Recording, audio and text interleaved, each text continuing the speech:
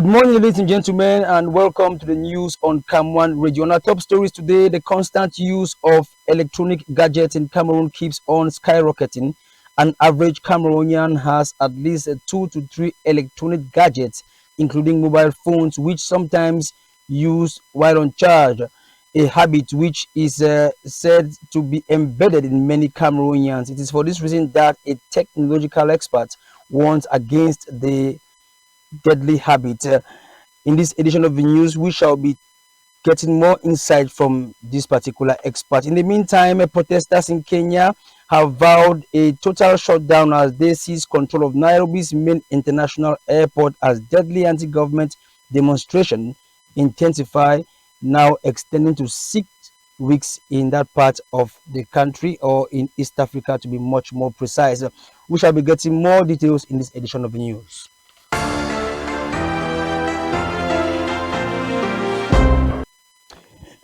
Good morning again, ladies and gentlemen, and welcome to the news on the CAM1 Radio. The frequency, of course, is 99.5 FM, and this is the People's Radio. Human Rights Watch has urged the Cameroon government to fully respect the freedom of expression for all Cameroonians and revoke the controversial decree recently signed by the senior divisional officer of Fundi, Emmanuel Jigdent.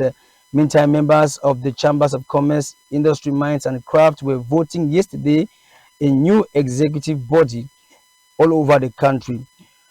We talk something completely different and on to our main story today. Technological experts warn that so many people constantly put their lives at risk just by using their phones on charge.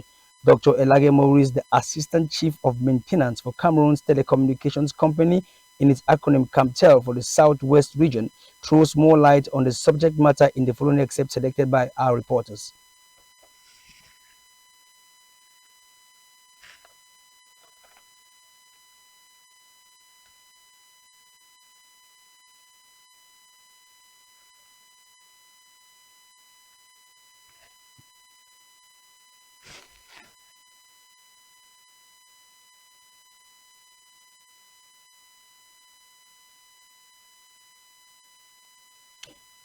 The chairman of the National Anti-Corruption Commission, NAC, popularly known by its French acronym CONAC, Reverend Dr. Dieudonné Massy Gams, has stressed on the importance of protecting of whistleblowers as far as the fight against corruption in Cameroon is concerned. This was in an interview with the CONAC boss granted to state-run media organs. Meantime, the Secretary General of some government ministries have brainstormed on uniting efforts with other stakeholders in the fight against malaria in the country. With Cameroon amongst the 11 malaria most affected countries in the world, the World Health Organization (WHO) has recommended a multi-sectoral approach in fighting malaria. It was in line with this recommendation that the Ministry of Public Health organized a working session in Yaoundé. The Manyukoko Farmers Union in Manyu Division of the Southwest region has expressed gratitude to the head of state, Paul Biya, for creating what they say is an enabling environment that has resulted in a historic rise in the price of cocoa. The association members made their position known during a ceremony in the locality of Ekok on the border with the neighboring Federal Republic of Nigeria. South Africa-based Cameroonian Professor Francis B. Nyamjo has been elected as a fellow of the prestigious British Academy. The honor underscores the Cameroonian scholar's dedicated commitment to academic excellence and his prowess in research in one of the leading institutions of higher learning in Africa. The former president of Nigeria and the Mauritius Island, Olusegun Obasanjo, and Amina Gurib Fakim, respectively, have called ICT University Cameroon for fronting Africa's digital drive. The two former African leaders spoke separately via video conferencing at the just ended ICT for Africa conference organized by the ICT University of Cameroon. The Minister of Secondary Education, Professor Naloba Lyonga, has shut down some 171 clandestine secondary schools nationwide. In a decision signed on July 15, the minister said the schools will cease to function as from the start of the 2024-2025 school year. According to Mr. Naloba Lyonga, the closed establishments are operating without formal authorization. Renowned Cameroonian author and leadership mentor Rene Kecha has published a book which seeks to help members of the public fight poverty and liberate themselves from financial challenges. Titled Poverty, You Are Arrested, the fine piece of art has been selling like hotcake in Cameroon and beyond. Through the book, Kecha guides his readers to discover the path to escaping poverty. The executive director of Cameroon Youth and the Students Forum for Peace, Cam Yusuf Ngalim Eugene Nudin, has been recognized by the African Union Economic, Social and Cultural Council, ECOSOC. He was rated to the ECOSOC Roll of Honor. This was in Accra, in Ghana.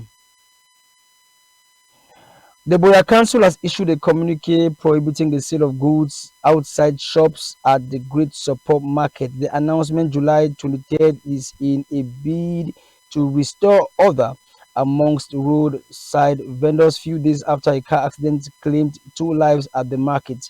Roadside traders have been encouraged to relocate to the newly constructed Boya Central Market in a Bitwingi.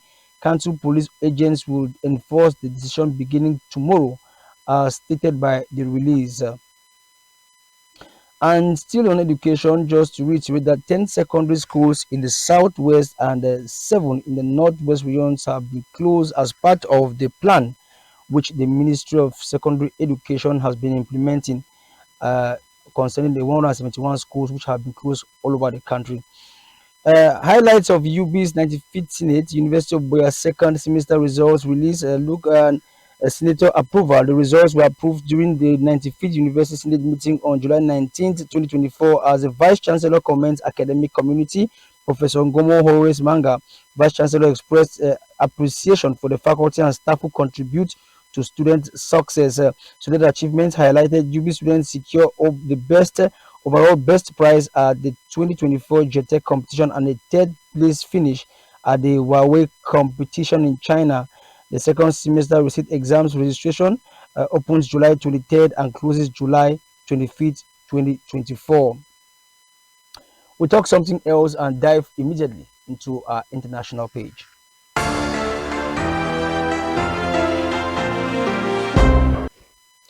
A Russian national has been detained and placed under preliminary investigation in Paris over fears he was preparing to disrupt the Olympic Games, as the local prosecutors have said. US and Israeli officials are voicing increased optimism about the prospects of a ceasefire and hostage deal being agreed to end the war in Gaza, as the loved ones of hostages being held by Hamas say the Israeli Prime Minister Benjamin Netanyahu must take the deal and offer.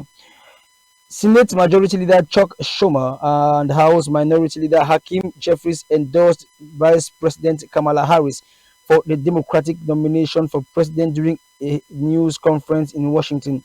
As the two top Democratic leaders on Capitol Hill, Schumer and Jeffries' endorsement shows how quickly Harris consolidated support after President Joe Biden ended his re-election bid on a Sunday. And the death toll from two landslides in a remote region of southern Ethiopia on Monday has risen to 229, according to local authorities. The Communication Affairs Department of Gofa Zone said on Tuesday that 148 males and 81 females had been killed. Secret Service Director Kimberly Chitul resigns after barrage of criticism for security failures that led to Trump assassination attempt. Meantime, dozens of Palestinians have been killed and thousands more forced to flee after Israel launched a fresh ground assault against what it said were Hamas targets in the southern Gaza city of Khan Yunis.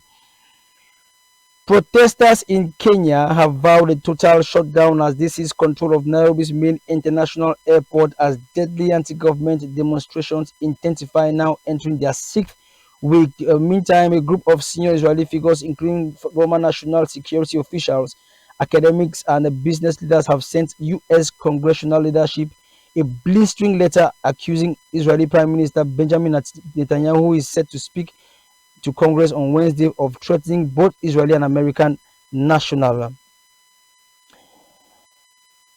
Also, Vice President Kamala Harris is said to have made a big entrance during her first official visit to her campaign headquarters working out to Beyonce's song Freedom.